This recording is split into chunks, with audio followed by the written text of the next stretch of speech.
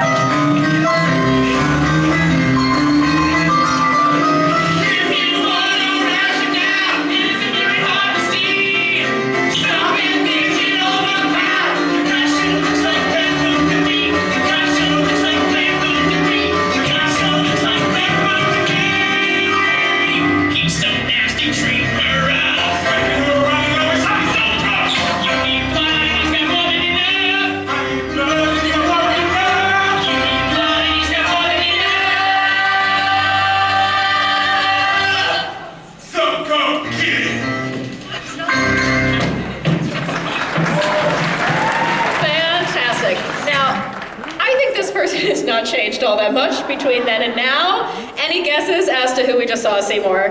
Just shout it out. I heard Alex Brightman, and that is correct. Please welcome to the stage, Mr. Alex Brightman.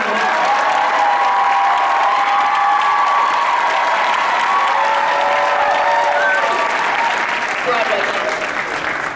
I'm filming for BroadwayCon, so this is... Say hi, Broadway.com. Very good. I haven't seen that clip in a very long time. So talk to me, when was that? Where was that? Who were those people? Who was the plant? Someone just said CMT. Oh my God, cool. Hi, from San Jose? Nice. Yeah, that's from the Children's Musical Theater in San Jose, where I grew up and did probably like 30 to 50 shows growing up. I was there more than I was in school. That's a lot of shows. It's a lot of shows. So how old were you in this production? I think it was high school, and I was very short for high school age, but I think it was freshman year of high school. Okay. It might have freshman or sophomore year of high school. And I got to, that was a role I wanted to play, I still want to play. And the girl that they cast everybody that auditions at CMT, so there'll be cast of like spelling bee of like 600 people, and there's just like a lot of people eliminated in the first 10 minutes. Or like chorus line. It's like a chorus line. Yeah, well that's what they did chorus line, like literally it was like 600 kids, and then they're like, you to you, out, and then like they would be the rest of them. But the girl they cast to play Audrey was like 6 feet tall. And so there is a clip, but I don't think they can get to it now, but there's, at the end of Suddenly Seymour, there was a dilemma. I couldn't reach her to kiss her, which was really great for my ego. So the director, who's amazing, was just like, well, let's figure it out. We came back the next day, and there was this huge red bucket on the floor, and then by the end of it, I sort of turned over the bucket and got on it defiantly and dipped her and kissed her, and it's not really that adorable. It was super embarrassing, and now she's a lesbian. Right after that. Yeah, I did. I turned many a woman. So how many performances did you do of a CMT show? I think how many folks got to see you do that? You did 2 weekends of like 4 or 5 shows a piece. Am I getting that right, CMT people? It's like 2 weekends, and I think it's like 8 shows total, and they double cast it, so each cast gets a go. It was great, mostly because everyone got cast, and that's just not how it is here. That's exactly how it is on Broadway. Yeah, exactly. Whoever shows up will find a place for you. The other thing they did there, which I thought was really cool, and maybe it's not that uncommon, but they cast everyone that auditions, but also when you audition, everyone is there watching you. Everyone else auditioning. Who is everyone? Like all the auditioning? All the other people that are auditioning and their parents, and it's just like a huge room of people, like kind of like this a little bit, and then, not this big, and then they, everyone auditions, but what was great about that, it seems daunting, but what was cool is that everybody would applaud afterwards, like no matter how you did, and it was very supportive, and so that has like, I think ultimately made me a better auditioner, other than the fact that I'm totally expecting applause after every audition I do.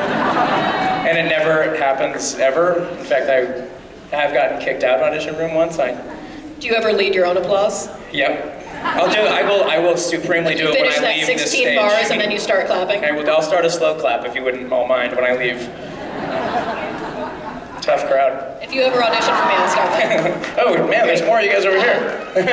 All right, Jesus. well, we have to let Alex Brightman go star in a big Broadway musical. Who has one question for me? Yeah, over there. What? My favorite role I ever played at CMT was my last role I played there, which was Judas in Jesus Christ Superstar. Same beard, written by now a guy that I have called homie a couple of times, which is extra weird. And I told him on the first day of rehearsal of School of Rock that I played Judas in high school, and it took him a second, I think, to realize who I was.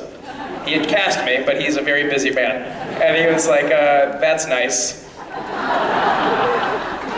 We've had other conversations that went better than that, but that's a good one. It's not bad. All right, I'm going to let you go star in a big Broadway musical. Yeah, Let's I'll give it up answer for yours in a Alex second. Brightman. Bye, everybody. Thank you.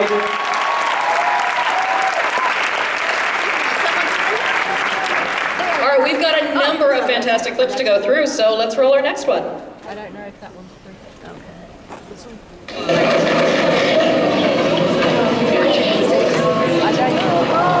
going to do 5 imitations. My first imitation will be Roger Rabbit. Please don't mind me. Why, I'm not taking him when he was my younger sister. I'm a younger sister. Ow. My little sister. My little sister's friend. My little sister's friend's sister. My little sister's friend's sister's friend. There's 167 drinks. Come on. The second imitation will be a robot.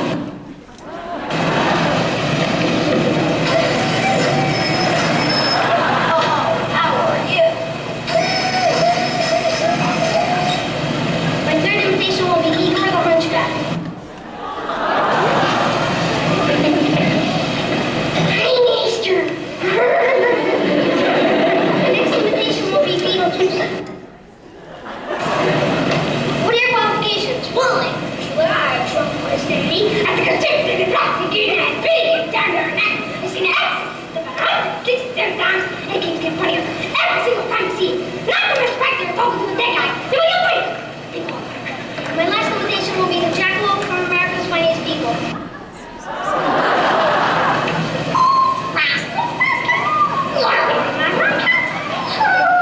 Thank you very much. Wow, that was impressive. Any guesses? Wow, right away I heard Rob McClure. Ladies and gentlemen, Tony Award nominee Rob McClure.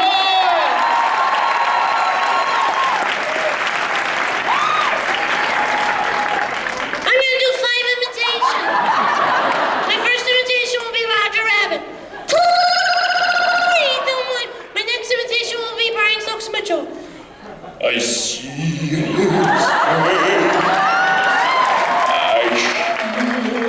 No, I'm done. Impressive. That was my 4th grade talent show and the first time I ever performed in front of any group of people in my entire life. Now I have to ask you, did a teacher say, Rob McClure, what would you like to do? And you volunteered to do these series of impressions? That was the thing I did. I was stupid and I just imitated things. And it wasn't even like, I love that wasn't even an impression of Beetlejuice. I just knew the lines. Like,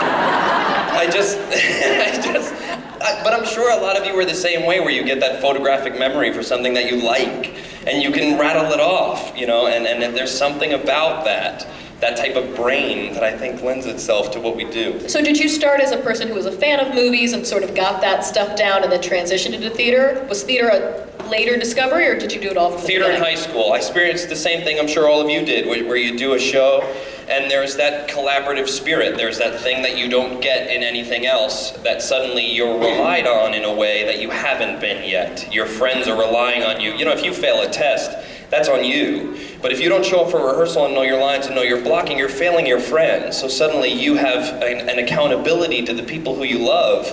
And that's why on closing night you all cry and don't want to go home. Because there's something happens. And that's that feeling is why we're all here tonight. That feeling.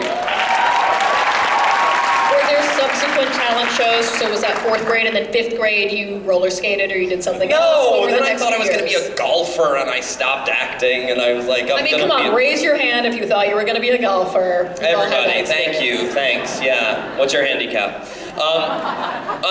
But then I remember very clearly, my first musical was Anything Goes. I was Ching of Ching and Ling before they were politically correct Luke and John. Anybody remember Ching and Ling? My line was offensively, big boss cup and spoil game, take away cards. Offensive. But that was my first role. And then if any of you were coming to the cabaret, I'll talk a little bit more about my obsession with Sweeney Todd and how that really was. That was the show that did it. Can you give us a little Sweeney right now? Or do we need to save this so they'll come tomorrow? If you come to tomorrow, I'll give you all the Sweeney I got. Preview! I could, that VHS with George Hearn and Angela Lansbury, I wore it out. I was the only person renting it from Blockbuster, so when Blockbuster closed, they called me and gave it to me.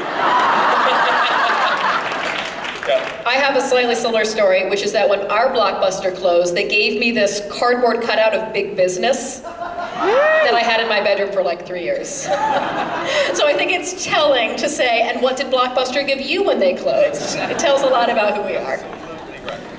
Absolutely. Yes, exactly. Even they're like, VH what? Is that like an MP3?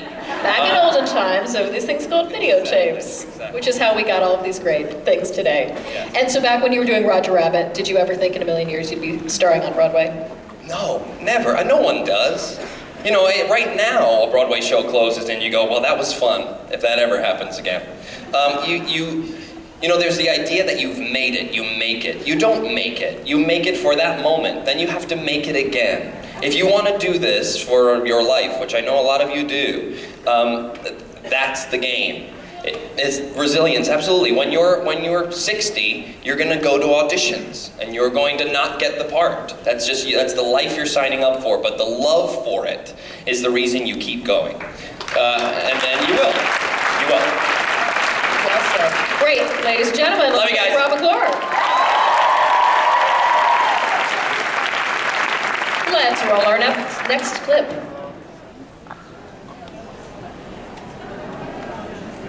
We're waiting on monitors. Oh, we're waiting on monitors. This is so recent. You may recognize this clip as me on this stage just moments ago. Here we go.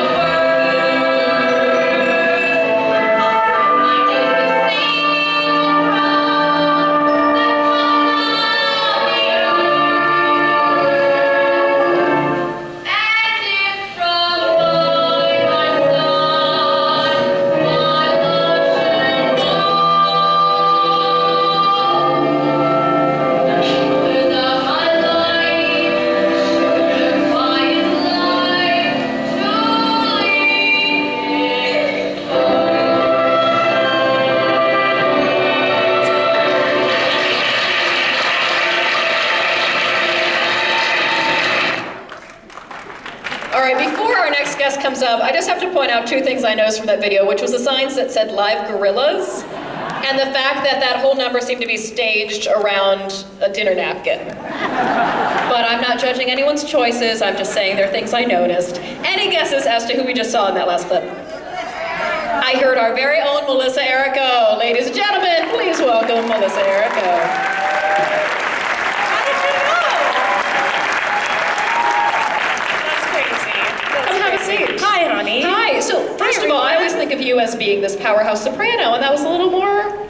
I was a little surprised. lower. It was a little belty, and it Yeah. had a really strong Long Island accent. What is it? The amber of a wheat field. I sort of put a little Adelaide into Charity Barnum. Oh my goodness. So where was this clip from? This is from summer camp. Did anybody notice? Did you see the whole screen for that? That screen was weird. But I was performing at French Woods summer camp. Oh my God! Do you know about it? Oh my God! I mean, I'm a crazy theater fan myself. I was upset, but the theater camp did it for me. And that was Barnum, and the gentleman playing Barnum with me, I only gave you a little taste, lest he be annoyed, though he is wonderful, is David Stone. What? The executive producer of Wicked.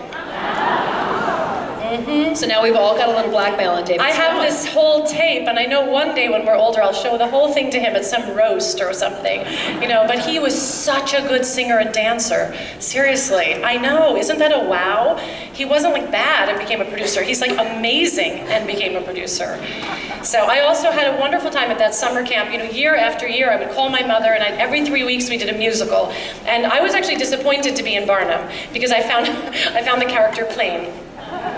I'm Italian American. We don't do buns and stuff. I wanted hoop earrings. I did play Adelaide. I was in 9. When I was 15, I played Carla. That seems like a very age-appropriate show for a Yes. young summer camp. Yes, yes. I actually called my mother from a payphone. This is the 80s, you guys. There were no cell phones, nothing. So I called my mother from a payphone. I called my mother from a payphone, and I said, Mom, I'm in an Italian musical this time. I had done so many things there, but I'll tell you about those. And I said, it's 9. I don't know what it's about. It's about this like man and all these girls in his life. I get to play the sexy one. And I asked my mom if she would send me, I think I need a black lace body stocking, I said. And my mother mailed me one. So I got this package, it's camp, the see-through body stocking. And then she sent an opaque little, bathing suit type thing underneath it so that everyone could see what it was like to be a bimbo with a mother. And I also played Evita. Yeah, she was very Yes, good. so I I played happen to Evita know- opposite a gentleman you all would be interested Yeah, I in. was just going to say, I happen to know you had some good Yeah. comrades at this camp. Oh, and there's so many cool people at this camp. There's so many people that you don't know that were so cool. But I did play Eva Perón. I was the perfect little fascist at whatever, 13, opposite Jason Robert Brown as Che. With the yes, get out. Yes, out. Yes, no, you can say get out. Get out. I know, we're all here because everything's nuts, right? So, I mean, he had, right? We have these ideas in here, sometimes we do them. The stubble, was all like this, because he was, 10 or something. No. And I was Evita, yeah, hilarious.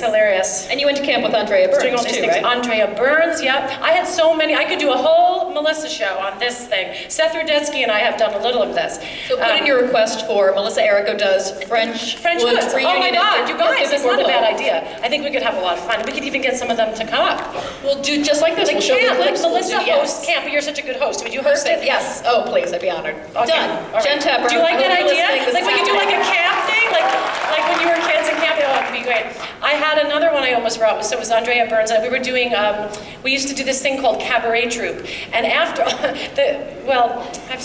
as you see, my mind goes in many directions simultaneously, and I have to stop I have to turn it off for a second. What's that wonderful Somewhere That's Green? I almost brought you she and I singing Somewhere That's Green. I can't do it all, see, in one number, but that was really great. And You two were singing it together? Was it like Audrey?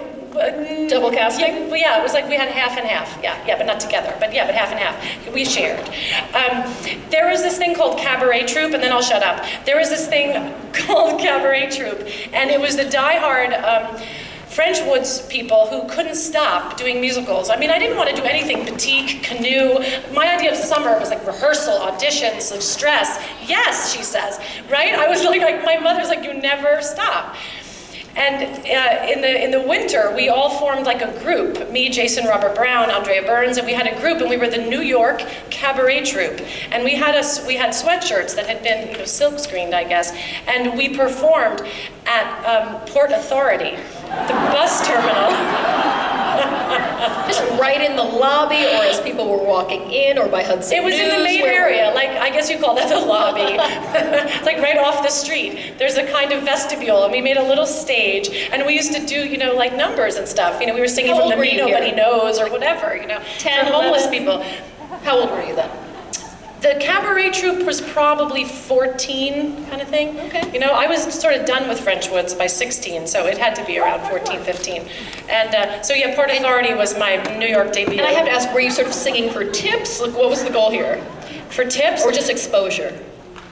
I think just to learn lyrics and practice. I can get very philosophical, but I think it's okay to sing anywhere. Like, I hate people who, sing in the shower, sing in the elevator, sing everywhere. I did Les Mis when I was 18, and I'll never forget. I was so proud. I don't know why I'm thinking this. Oh, I know why. Elevator. There were all these women in the elevator, and they were all singing Les Mis, and I was in it. I was in Baltimore at the time. We were doing the first national. And these women, they're just loving life and loving Les Mis.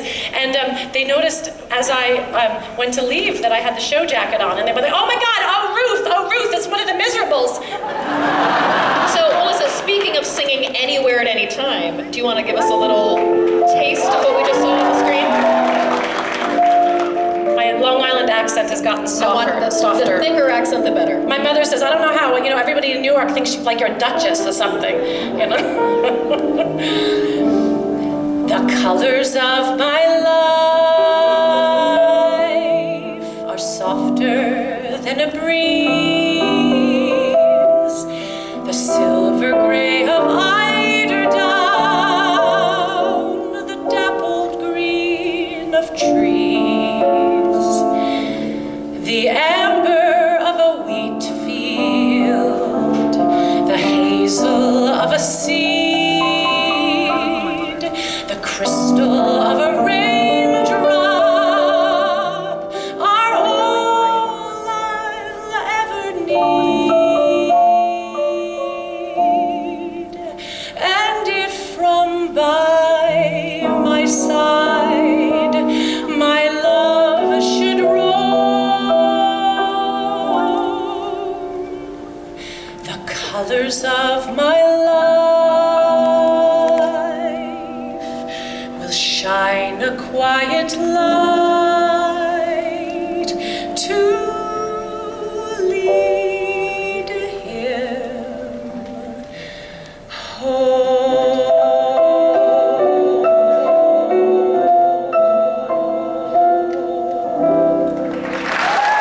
Ladies and gentlemen, Melissa Errico.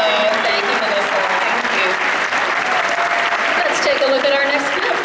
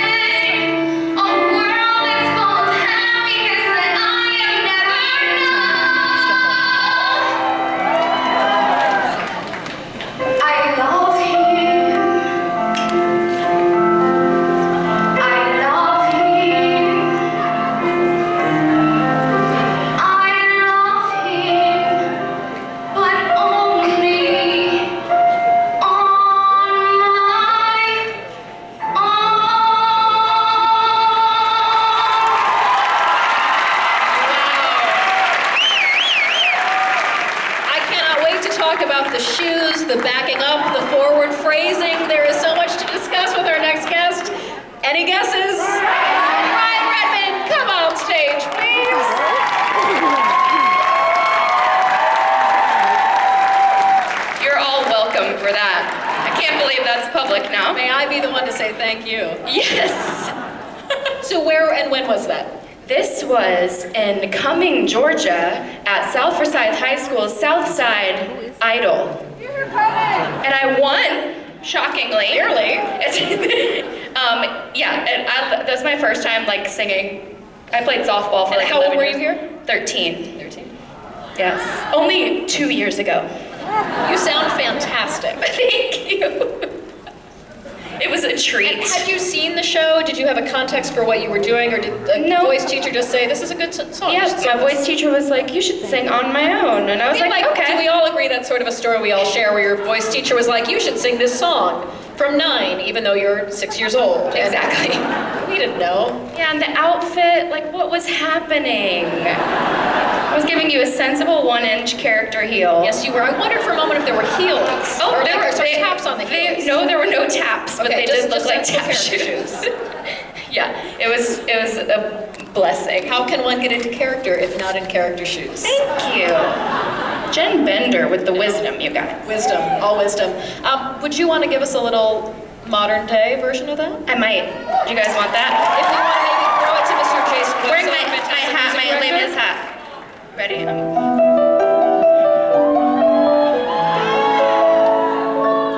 And I know it's only in my mind that I'm talking to myself and not to him. And although I know that he is blind, still I say there's a way for us. I love him, but when the night is over, he is gone. The river's just a river. Without him, the world around me changes. The trees are barren everywhere. The streets are full of strangers. I love him, but every day I'm learning. All my life I've only been pretending. Without me, the world goes on turning. A world that's full of happiness that I have never known.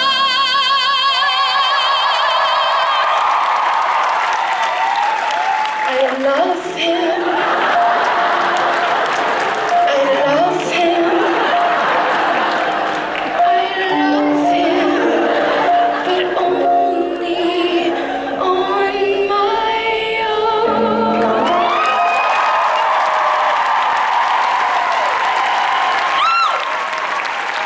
All right, talk to me for a bit longer. Rob McClure is the flag, everybody.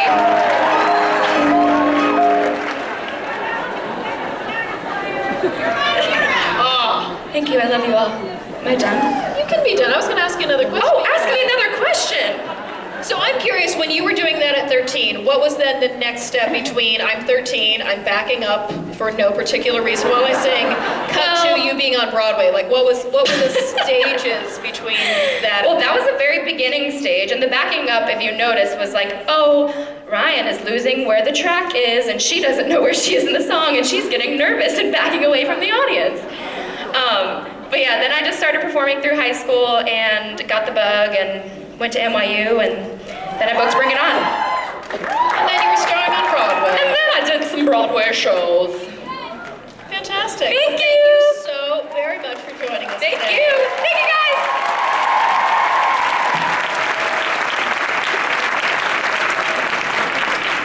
Are you ready for another clip? Here it comes. When it's done with the day that's gray and lonely, I just stick out my chin and grin and say, the sun will come out till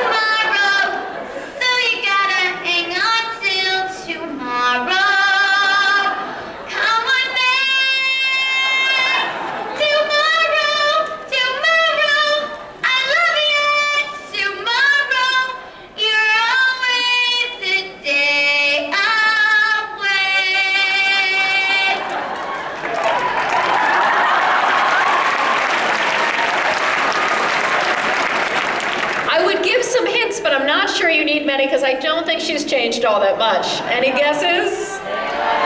Taylor Louderman, come to the stage.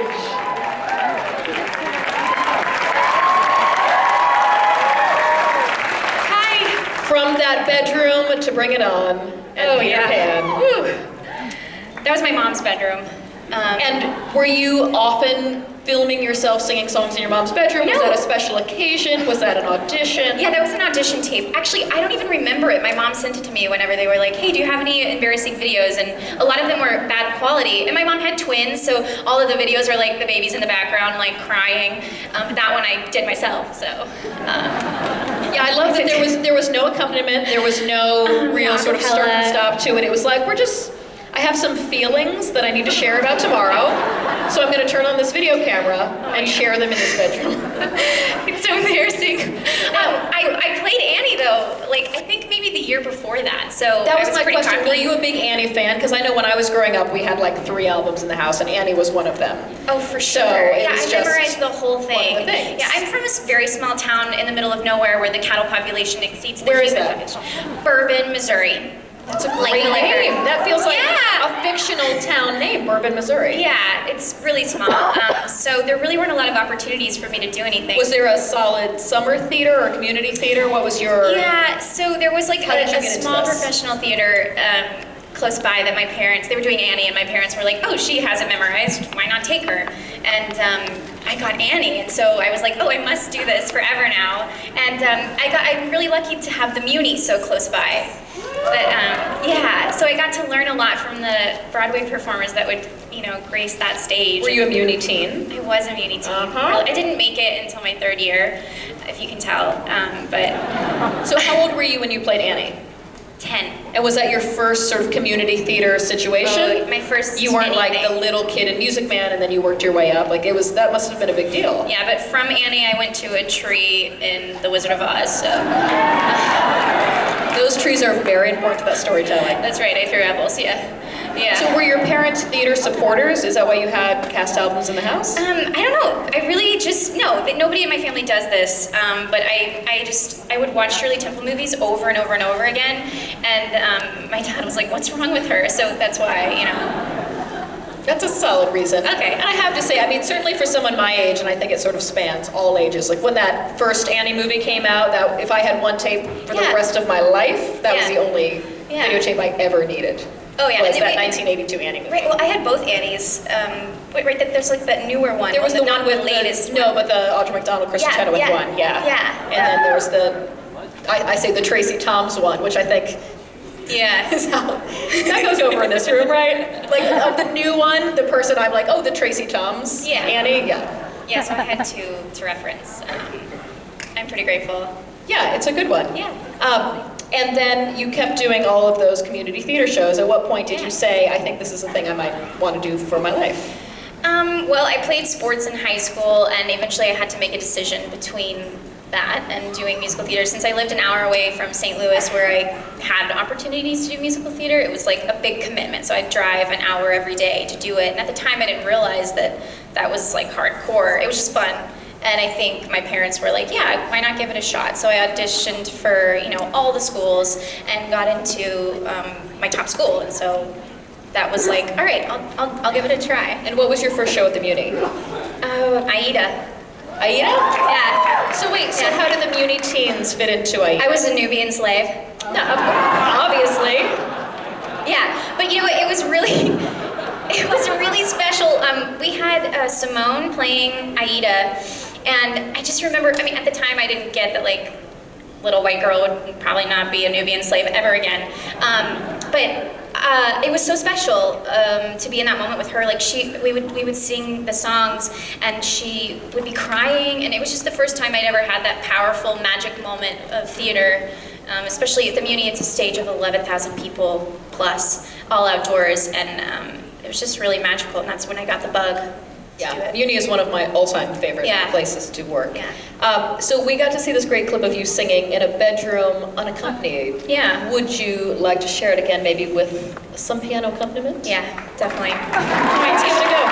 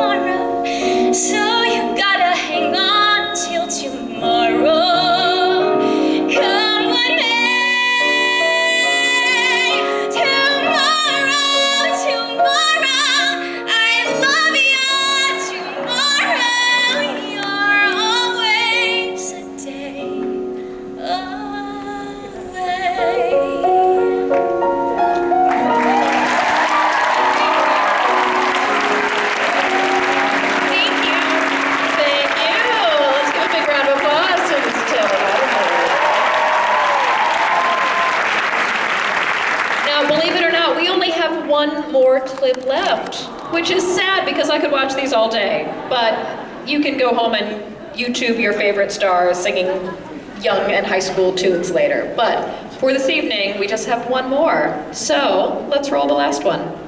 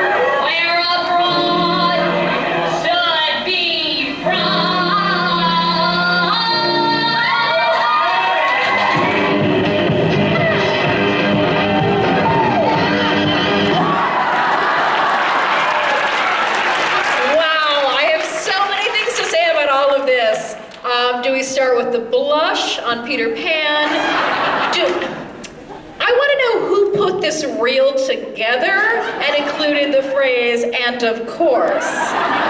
Someone actually compiled these clips and presented it with commentary, which I'm really most excited about. I'm pretty sure you're going to guess who this is. Any guesses? From the lady in the Matilda t-shirt, I hear a big Lesli Margherita. You are correct, ladies and gentlemen, Lesli Margherita.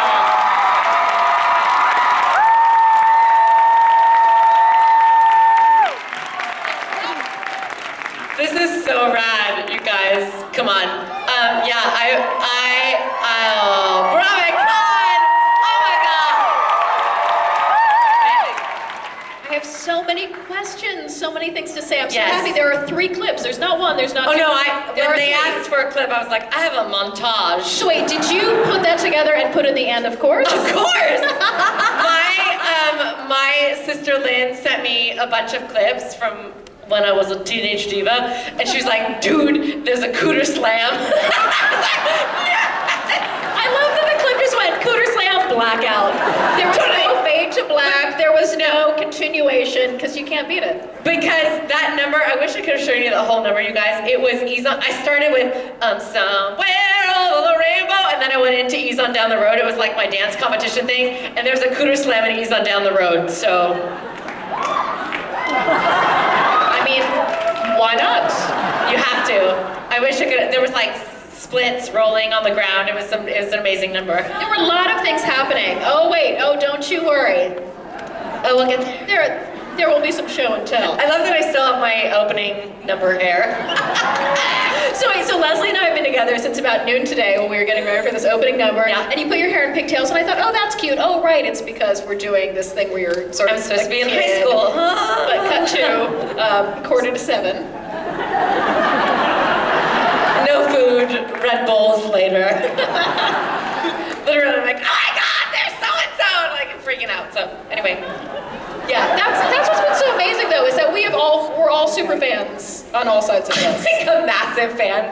I had Phantom of the Opera perfume in my home, so. And I still I go home and there's still a Phantom mask, the half mask that I pray to. No, I'm like a massive fan. So this is We rad. could do a whole panel where we just get 30 people and we go down the line and we sort of all say what our most embarrassing Broadway thing. I had a crush on a boy named Steve, and I was making friendship bracelets at the time, and he liked Phantom, and remarkably, he ended up being straight and married, and he just happened to love musicals. But I made him a friendship bracelet with a mask. I worked it out, like a cross-stitch thing. The thing about being a fan, and it's so weird, is and a lot of you will, go on to be performers, is I'll meet people today, like Anthony Rapp, you guys, I was such a redhead. And so the other other day he came into rehearsal, I was like, hey, Anthony, what up? But instead I was like, that was like my, growing up, that was like it. So meeting all these people has been like insane, but you have to be like totally chill about it. Like, oh hey, people I've just loved forever. Totally. Big deal, it's fine. And I actually like sent my husband, I recorded Anthony Rapp speaking and then singing, and I sent it to my husband. I'm like, do you remember like listening to Rent as a kid?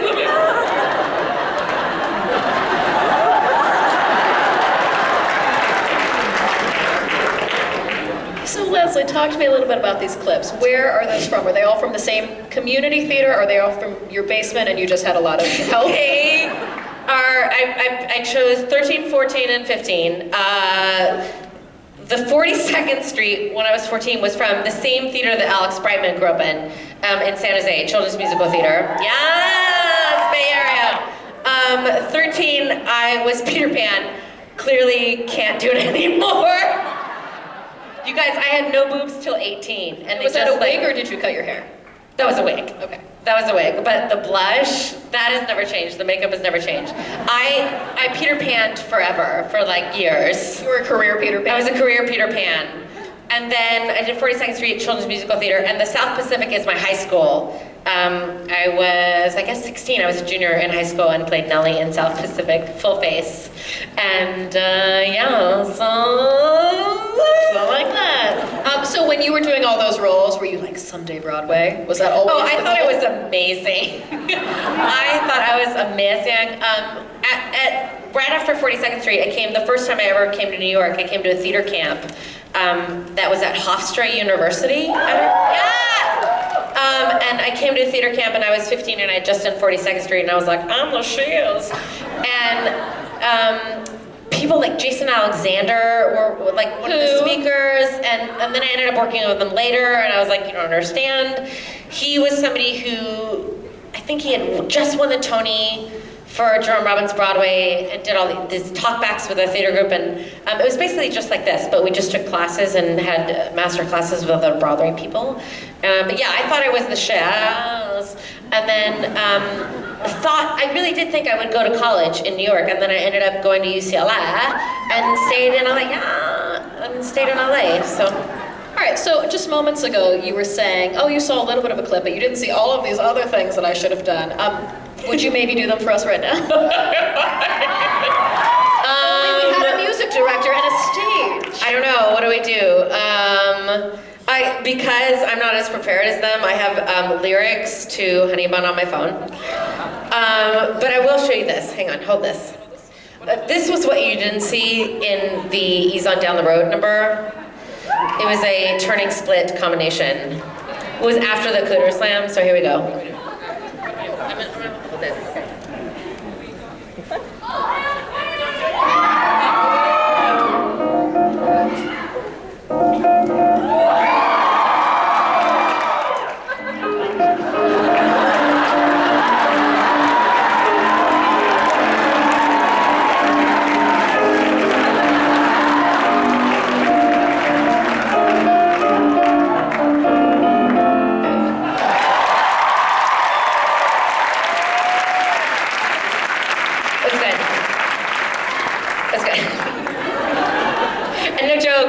When I auditioned for Matilda, they're like, what do you do? And I was like, I can Cooter Slam. And that's what went in the show. When you wonder, how do Broadway shows get made? Sometimes For real, someone like- walks in and says, well, I can do a Cooter Slam. My Matilda audition, my dance audition with Peter Darling was just Peter and I, and he going, what do you do? What tricks do you do? And then he kind of built it like on what I did. So sadly, I was like, yes, jump splits 8 times a week for 1,000 shows. You have to be careful what you offer up, because you're For gonna real, be be doing that for careful. years. Okay, I guess, should I sing? I'm gonna redeem myself with a little bit of Honey Bun. It's frightening. Okay. Oh. 101 pounds of fun. That's my little honey bun. Get a load of honey bun tonight. I'm thinking of my sweetie pie. Only 60 inches high. Every inch is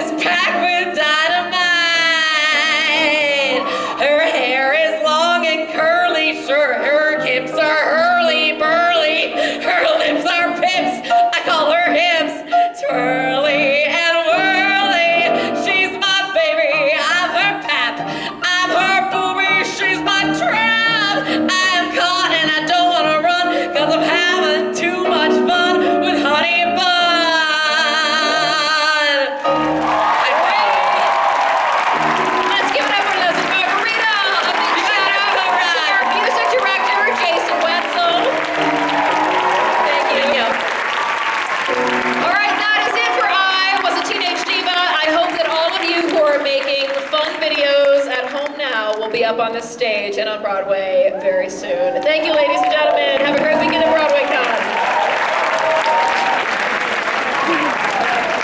BroadwayCon. Ladies and gentlemen, don't go far. Coming up next at 7:30 is the Rent Panel. How do you measure 20 years of rent?